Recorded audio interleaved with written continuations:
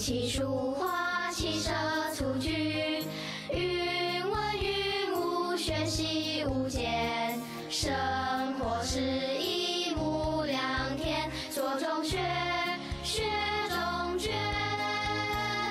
沙子虽小，已杀一个世界；粒子虽小，希望却是无限。两岸发挥，双手抚慰，大爱闪过满人间。Hatiku sangat gembira. Rame sekali ya hari ini. Aku sudah lama tidak ke pasar. Terima kasih. Padahal aku butuh banyak. Ayo, cepat. Pasti enak. Permisi, Makan di sini mohon ya. permisi. Ada. Terima kasih. Wah, menangis. Maaf, mohon permisi. Terima kasih. Maaf, mohon permisi. Dia itu sepertinya orang hebat. Aku rasa itu pejabat tinggi. Entah pejabat tinggi dari mana. Jika dilihat dari lokasi, pasti dari ibu kota. Sepertinya mereka menuju ke arah sekolah. Entah mau apa mereka ke sekolah ya. Iya, pejabat tinggi ada masalah apa ke sekolah? Seharusnya bukan ke sekolah. Kenapa begitu? Kamu bilang ke sekolah, tapi bukan ke sekolah. Maksudku, dia menuju ke arah sekolah. Dia boleh melewati sekolah. Aduh, kalian berdua masih mau berdagang atau tidak? Oh iya. Oh. Mau beli berapa? Silakan. Oh ya, mari. Tahu hari ini tidak banyak, jadi jika ingin beli harus cepat. Kakek, jika ditarik seperti ini layangannya akan putus. Tenang saja. Hal lain kakek tidak berani, tapi soal layang-layang kakek paling hebat. Lihatlah, ini adalah layangan yang bisa terbang tinggi. Benar, kakek tuliskan namaku di atas. Biar dia terbang tinggi dan jauh ya. Siolice, tolong ambilkan ibu air. Oh, iya. Ibu, mengapa hari ini beli banyak sayur? Ini dari Tuan Lu. Dia baik sekali. Ibu bisa beberapa hari tidak usah membeli sayur. Hah? Kenapa Tuan Lu memberi kita begitu banyak sayur? Ibu juga tidak tahu. Dia menyuruh orang mengantar kemari. Lain kali ibu harus mengucapkan terima kasih padanya.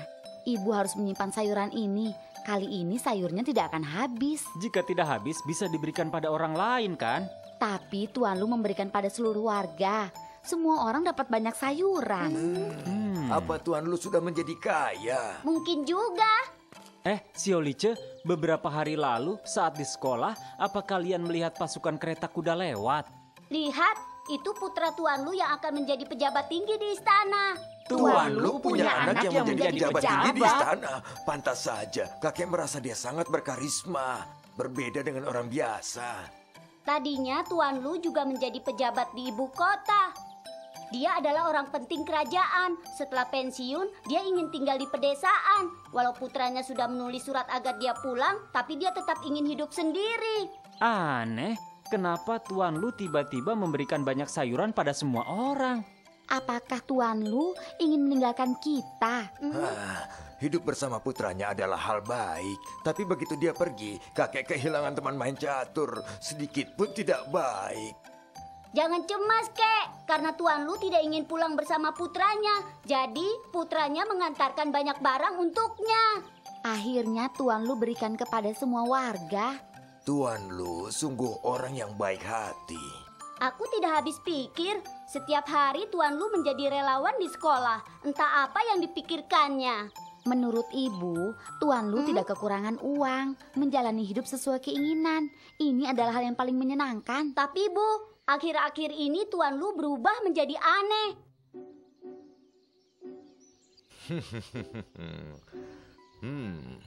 Kalian adalah teman setiaku. Aku baik pada kalian. Kalian juga bertumbuh dengan baik. Baik sekali. Terima kasih. Hatiku senang sekali. Sungguh sangat senang. Setiap hari mendengar Tuan Lu bicara sendiri, menyatakan hatinya senang. Ini sungguh aneh. Sepertinya sejak putranya datang mencarinya, dia mulai jadi begini. Pasti Tuan Lu sangat senang karena putranya datang. Jadi dia selalu bilang hatinya senang. Aku rasa mungkin Tuan Lu mulai merindukan kehidupannya yang dulu. Sepertinya tidak lama lagi Tuan Lu akan kembali ke ibu kota, melewati hidupnya yang kaya raya. Kalau begitu, kelak kita tidak bisa merawat kebun bunga bersama Tuan Lu lagi. Iya, merawat tumbuhan bersama Tuan Lu bisa belajar banyak hal. Tuan Lu lebih baik daripada Guru Fang. Aku kagum pada bunga dan rumput di kebun. Xiao Lice, maksudmu lebih baik Guru Fang merawat kebun dan Tuan Lu mengajari kita belajar? Iya, dengan begitu aku bisa seperti Tuan Lu. Setiap hari berkata, aku senang, aku sangat senang. Xiao Lice, kamu tidak berhati nurani. Xiao Lice hanya bisa omong kosong.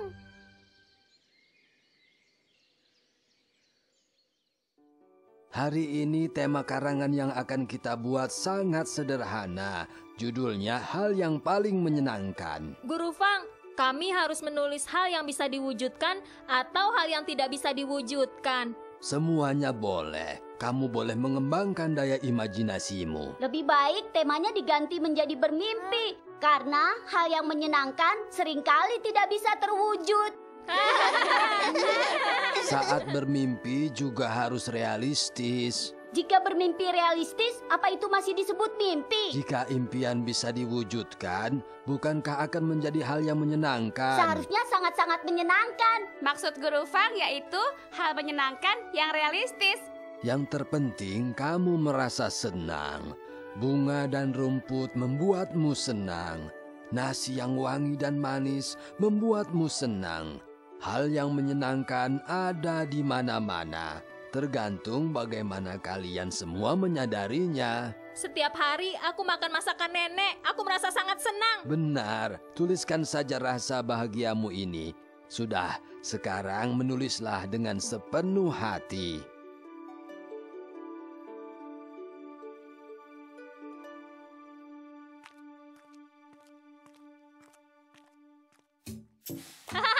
Cepat kejar aku.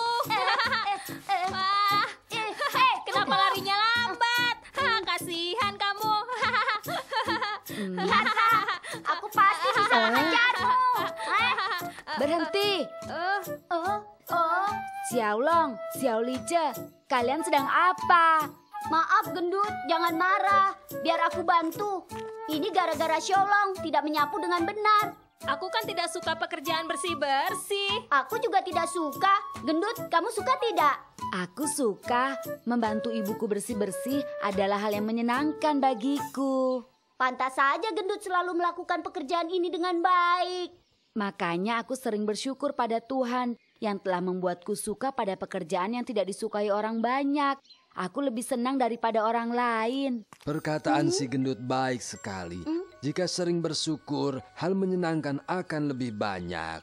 Bersyukur atas hal menyenangkan. Ya, bukankah banyak orang yang saat merasa senang tidak tahu harus bersyukur pada siapa, lalu mereka bersyukur kepada langit dan bumi. Pantas saja, setiap nenekku merasa senang, beliau akan berjanji mengucap syukur pada langit dan bumi.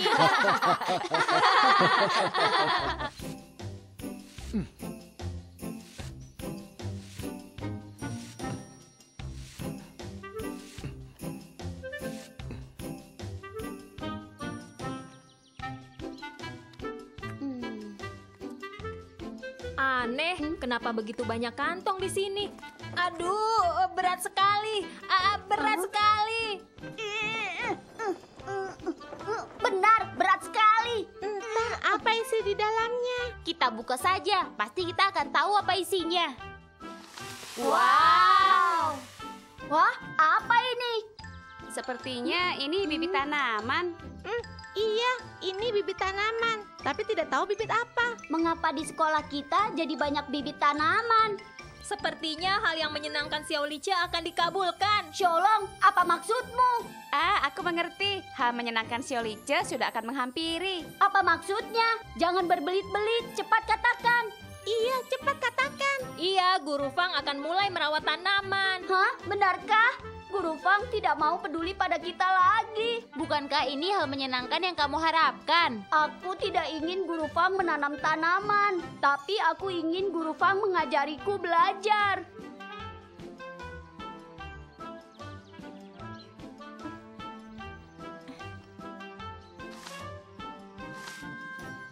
Tuan Lu, Kira-kira bibit tanaman apa yang kita tanam hari ini? Semua ini bibit yang menyenangkan. Bibit yang menyenangkan. Bibit yang kita tanam hari ini melalui perawatan kita yang dengan teliti hingga mereka tumbuh menjadi sayuran dan buah-buahan, maka kalian semua akan merasa senang. Oh, ternyata ini bibit sayuran dan buah-buahan. Apa Tuan Lu sudah mau meninggalkan kami? Xiao Lice, kenapa berpikir begitu? Itu karena Tuan Lu tiba-tiba memberikan hadiah yang banyak. Lagi pula, putra Tuan Lu selalu ingin Tuan Lu kembali ke ibu kota. Aku baik-baik saja di sini, tidak pernah berpikir ingin meninggalkan tempat ini. Aku menghadiahkan barang kepada warga karena aku sendiri tidak habis memakannya. Tinggal dengan keluarga sendiri, bukankah lebih ramai? Di sini, kalian adalah keluargaku. Dibanding kehidupan di ibu kota, di sini lebih ramai. Tuan Lu tidak ingin hidup seperti orang kaya di ibu kota. Pejabat yang tinggal di ibu kota dijaga ketat oleh para pengawal. Sangat tidak leluasa. Di sini ada tumbuhan dan kalian.